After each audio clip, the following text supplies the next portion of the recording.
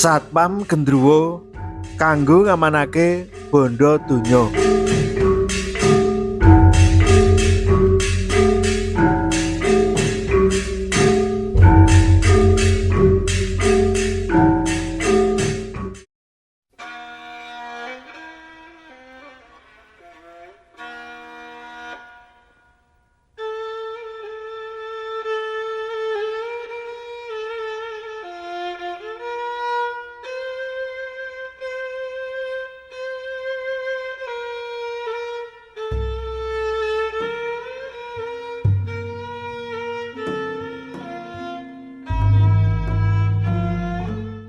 Sawenehing desa ing Jawa Timur kawentar kadidene papan kanggo nyewakake gendruwo.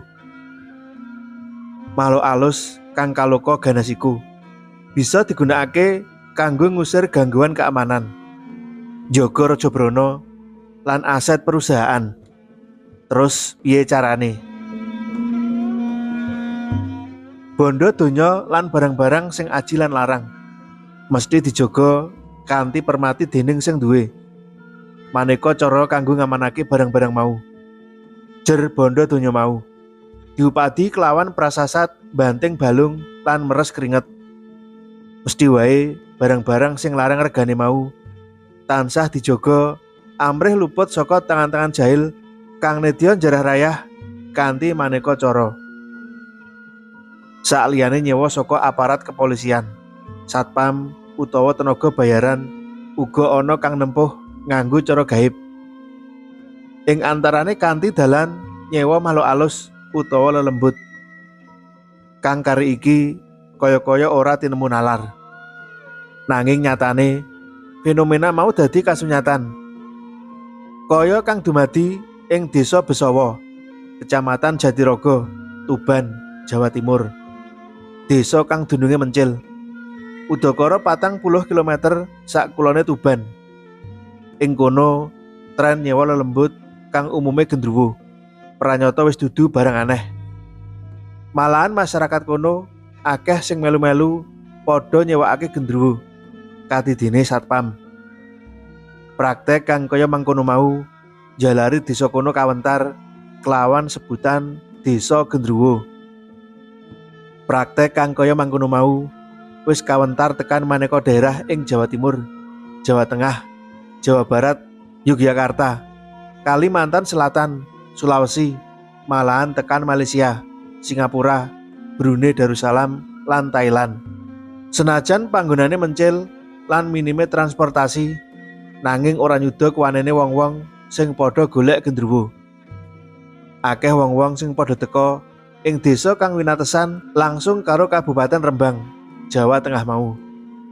Desa Besawa kawentar minangka desa pemasok gendruwo. Sawise akeh wong kang padha gembruduk golek gendruwo. Manut ujaring kandha, biyen ana salah sijine perusahaan kontraktor saka Gresik sing kerep sambat kelangan sawetara asete. Kedadian kang kaya mangkono mau nganti mak ambah-ambah. Barang-barang sing ilang mau utamane alat-alat berat kanggo gawe bangunan. Kanggo ngawekani kedadian mau, banjur nyewa preman lan para ahli bela diri lan satpam penembak mahir saka saweneng purnawirawan ABRI. Nanging ora ana pigunane babar pisan. Kaya-kaya pencoleng mau ora gigrik. Isih ana wae barang-barang sing ilang. Pungkasane perusahaan mau banjur utusan menyang omahe Mbah Hitem ing Desa Besawa kanggo nyewa gendruwone. Sakwise perusahaan mau nyewa gendruwone Mbah Hitem, ora ana barang-barang sing ilang. Hebate pakulinan nyewakake gendruwo mau. Manani kuncarane jenenge Mbah Hitem. Kondange Mbah Hitem anjrah nganti saindenging Nuswantara. Sakbanjure profesine Mbah Hitem kang wis ngunduri tuwa banjur diterusake dening anake Mbah Hitem sing aran Imam Rosidi, 50 taun. Kanggo nduweni gendruwo kang banjur disewak-sewakake mau tetela ora gampang. Ora angger wong bisa nglakoni. Sakliyane syarat rituale sing ora gampang lan abot. tundone yen ana sing kurang persyaratane bisa fatal. Sebab puluhan gendruwo duweke Imam Rasyidi mau. Sak wayah-wayah bisa ngamuk yen panjaluke ora bisa dituruti. Nanging kanggone Imam kanggo ngawekani panjaluke gendruwo kang dipapanake ing omah petak kaya mau dudu bab kang angel, sebab dheweke mujudake pewaris saka bapake swargi. Kadidene cikal bakal nyewakake gendruwo. Ilmu ingkang kados mekaten kala wau mujudake warisan saking bapak kula. Pratelane Imam kang omahe ing sak dhuwure gumuk marang pangripta. Biyene Mbah Hitem pancen kaloka minangka dukun gendruwo kang kaloka. Ilmu sing diduweni mau saperangan saka maca buku Islam utawa ajaran Jawa. Sadurunge tilar donya, Mbah Hitem maresake ilmune mau marang putra wayah. Nanging sing bisa nguasani ilmune ya mung Imam Rasyidi wae. Nyimak buku tilarane Mbah Hitem antarane tulisan ngenani cara kanggo nelokake gendruwo. Tulisan mau dumadi saka tulisan tangan nganggo basa Jawa kuno. Ana uga saperangan kang mawa tulisan Arab. Kanggo gampangake lelaku, Imam nuli ngelih menyang basa Indonesia. Nyawang sak teliraman omah Imam kang manggon ing pradesan. Wong-wong padha percaya yen omah Imam ana gendruwone. Senajan rezeki kang teka tansah banyu mili, Imam tetep manggon ing omahe kang sarwa prasaja. Mengkono uripe ing saben dinane. Omah kayu, jogan lemah sarta prabotan tinggalane wong tuane duwe kesan omah kang angker. Omah kang ukurane 20 ping 30 meter mau duwe ruang tamu sing amba. Ing pojok kiwa tengene ana peturane. Kandhane Imam, peturon mau dienggo keluargane yen lagi santai. Nanging yen ana tamu sing nginep ana kono, peturon mau mligi kanggo tamune. Pekarangane kang ora pati amba ana kandhang sapine. Ing kono ana bangku dawa kanggo tengok-tengok keluargane. Ing sakupenge omahe dikelilingi wit-wit jati pating jenggelek sing umure wis pirang-pirang taun. Kang mangkono mau mahanani cahyane srengenge ora bisa nembus sakjroning omah. Suasana mistis bener-bener rinasa ing omah Imam. Ing saperangan jroning ruang tamu, pating crentel maneka aksara-aksara Arab lan saperangan foto-fotone tokoh-tokoh nasional. Ing omahe kang sarwa prasaja mau, pranyata ana sawenehing kejutan.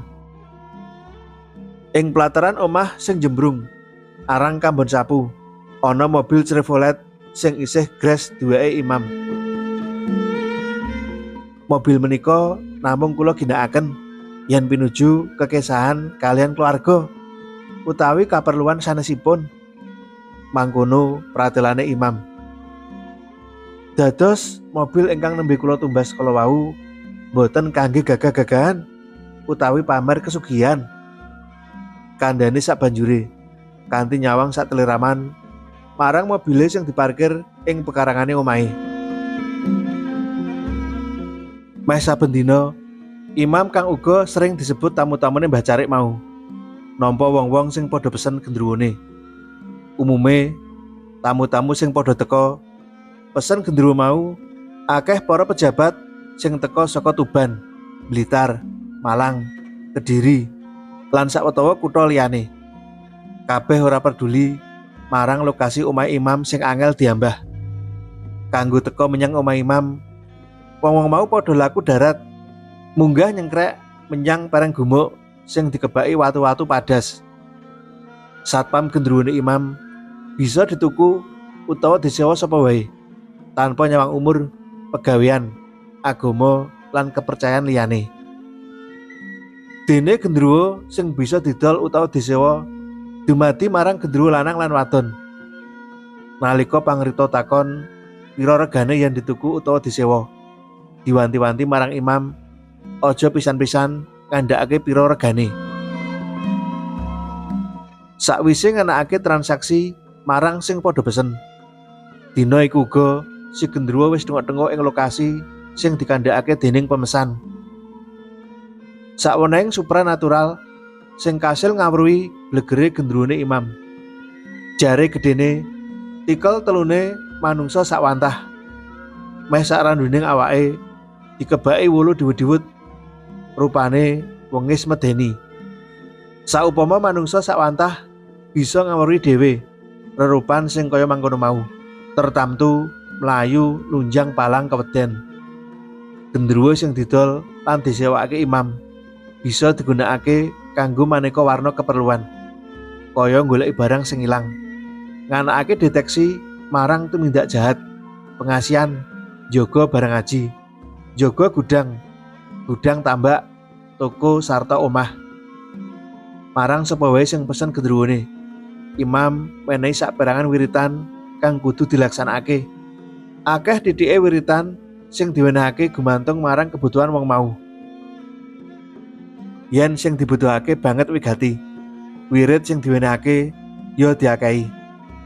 Sadurunge menehi wirid, Imam luwih dhisik menehi tuntunan marang pemesan, maca saperangan lafal sing diucapake Imam. Luwih dhisik Imam menehi kalimah syahadah lan sholawat kagem Kanjeng Nabi Muhammad. Terus ana pitakonan, kepriye mungguh si pasien alias sing butuhake non muslim. Wong mau gelem ora gelem kudu melu nglafalake kalimah syahadah luwih dhisik. Kang mengkono mau mujudake syarat utama. Yen durung bisa, Imam ngajari nganti bisa.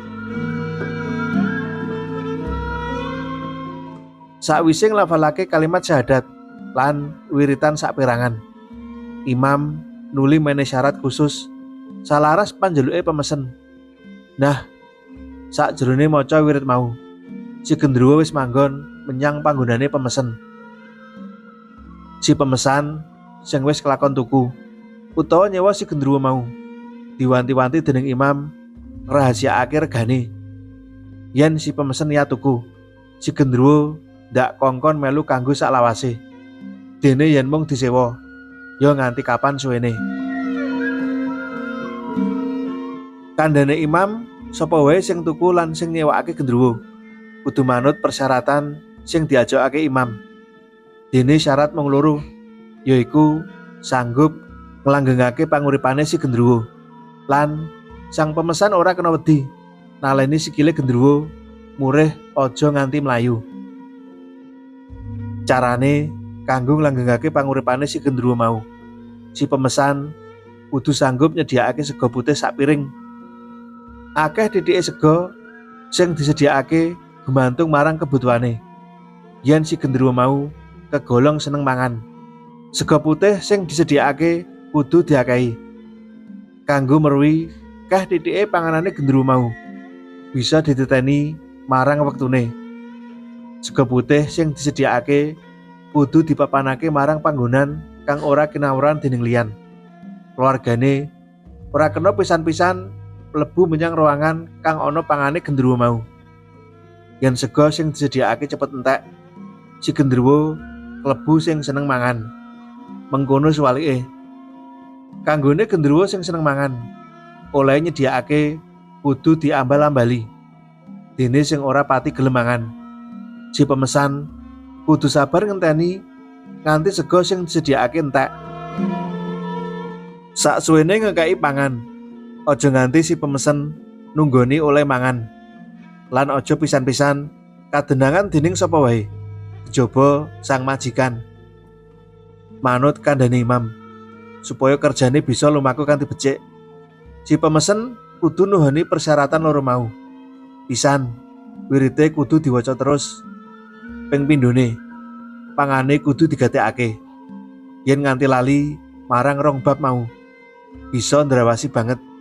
Si pemesen bakal diamuk dening Gendruwo mau, kang tundone bisa nyebabake tiwase si pemesen.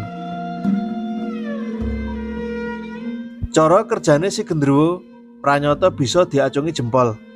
Sakwise si Gendruwo diboyong menyang omahe si pemesen, si Gendruwo nuli nindakake tugase kanthi becik. Ing sakjroning nglaksanakake tugase, si Gendruwo bisa nyegah tindak-tindak kriminal. Upamane nalika ana wong-wong kang arep tumindak durjana, dheweke ora wigah-wigih miloro wong-wong mau, saengga durjanane sambat-sambat karo mlayu-mlayu kepuyuh-puyuh. Si gendruwo kang wis duwe profesi satpam mau bakal ngetok sakabehing kekuatane kanggo nanggulangi tumindak gaib. Kandhane Imam, saksuwene iki laskar gendruwone ora bisa dikalahake karo kekuatan gaib modal apa wae. Nanging yen si gendruwo mau kalah yudane, terus enggal mulih mrene sak perlu menehi laporan. Yen merangguli kang kaya mangkono mau, Imam bakal menehi bantuan kanggo ngrekake laskare kanggo ngalahake mungsuhe kang wis kasil ngalahake gendruwone sing kalah perang. Alasane Imam pilih gendruwo kanggo mbantu manungsa, amarga gendruwo duwe disiplin kang dhuwur lan ora nate neko-neko. Gendruwo bakal nglaksanakake perintah manungsa sing mbutuhake kelawan tememen. Beda karo bangsane jin biasa sing kadangkala duwe niat ngenyang. Prinsip uripe gendruwo saemper militer. Dheweke bakal nglaksanakake perintah sapa wae kanthi becik lan ora nguciwani. Anggere syarat lan pepinginane dicukupi, si gendruwo bakal semadya nglaksanakake perintah. Yen perintahe A, ya A, B, ya B, kandhane Imam. Senajan gendruwo asale saka jin jahat, ora ateges bisa dikalahake dening kekuatan mistik putih. Iki dibuktekake dening Imam dhewe kang wis kasil nelokake sak gerombolan gendruwo kanthi nggunakake ilmu saka kekuatan Al-Qur'an. Malahan dheweke lan wong tuane almarhum oleh ilmu kasebut saka maneka pondok pesantren ing maneka daerah Pulo Jawa. Mula saka iku Imam manti-manti marang sing golek gendruwo kanthi tetep ngugemi aturan lan pantangan sing diwenehake. Gendruwo dumadi saka makhluk alus lan jahat. Yen dheweke bisa dikuasani, dheweke mesti mbangun miturut. Kosok baline yen nganti dikhianati, resiko kanggo sapa wae sing ndarbeni gendruwo mau bakal fatal. Kadangkala bisa nemahi patine. Gendruwo ora bisa dijak kompromi, merga wis menehi sing paling apik marang sing duwe. Si gendruwo mau njaluk pituwas kang salaras karo jasa-jasane. Yen dheweke nesu bisa gawe pepati marang sapa wae. Malahan bisa gawe pepati marang majikane dhewe. Ujare Imam mungkasi sak patemone marang pangripta.